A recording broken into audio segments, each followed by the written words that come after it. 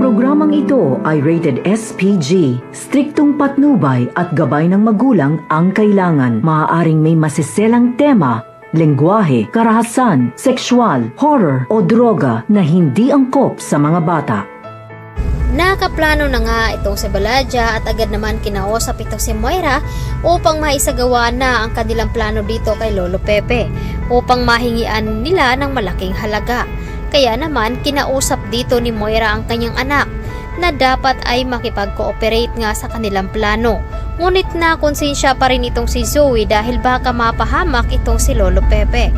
Dahil dito ay agad naman sinabi dito ni Moira na kailangan maging normal ang paghaharap nila dito ni Giselle at ni RJ. Kaya doon naman itong si RJ habang nagiinom nga ito ay nilapitan naman siya dito ni Giselle dahil naapektuhan nga daw siya sa mga sinasabi dito ni Carlos.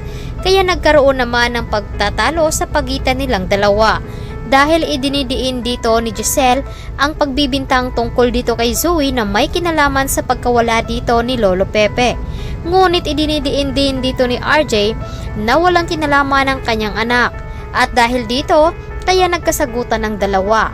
Ngunit agad rin naman humingi ng pasensya itong si RJ dahil hindi niya maintindihan ang kanyang mga sinasabi dito kay Giselle. At dahil dito ay sinasabi dito ni Giselle na kailangan niyang mahanap ang kanyang ama kahit na saang lupalop man raw ito naroroon dahil ito na lamang ang meron siya dahil nga nawala na rin ang kanyang anak. Kaya naman noong makaharap nga dito ni Giselle itong si Zoe ay agad niya itong nasampat. Napigilan din naman dito ni RJ at sinabi ni RJ kung bakit sinaktan daw ni Giselle ang kanyang anak. Hindi rin kasi mapigilan ni Giselle ang kanyang sarili na itanong dito kay Zoe at Moira kung saan nila daw tinago itong si Lolo Pepe. Kaya sinabi naman dito ni Moira na wala daw silang kinalaman kung nasaan nga ito.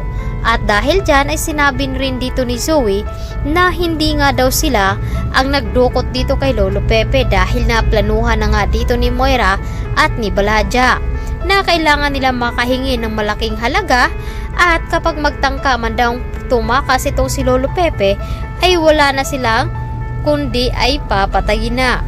Agad naman sinundan pa rin dito ni Annalyn si Zoe at pilit na pinapaamin kung ano nga ba talaga ang kanyang kinalaman. Ngunit napigilan rin naman dito ni Carlos itong si Annalyn at sinabihan rito na dapat itigil na nga daw ang pagdududa dito kay Zoe. Agad din namang sumagot si Annalyn na hindi siya titigil hanggat hindi niya natutuklasan ang buong katotohanan. At muli nga silang nagkasagutan dito ni Carlos dahil nga ipinagtanggol ni Carlos ang kanyang anak na si Zoe. Kaya dito napapansin ni Annalyn na meron itong hindi sinasabi sa kanila. Napag-alaman rin dito ni Annalyn na matagal na palang close itong si Do Carlos at dito kay Zoe. Kaya naman agad na sinabi ni Annalyn dito kay Doc Lendon na parang mag-ama nga kapag nagtatalo ang dalawa. Hindi na lamang na-imik itong si Doc Lendon dahil alam niya ang buong katotohanan na talaga namang anak ni Doc Carlos itong si Zoe. Kaya naman pilit na itinatago ni Doc Carlos ang kanilang sikreto dahil kapag natuklasan nito ay pati si Lynette ay makikipaghiwalay sa kanya. At dahil dito ay nanganganib na rin ang buhay ni Lynette dahil nga sa inutusan ni Moira ng mga tauhan. Ano nga ba ang dapat gawin dito ni Harry? Kaya ito ang dapat nating aabangin ngayong hapon dito lamang sa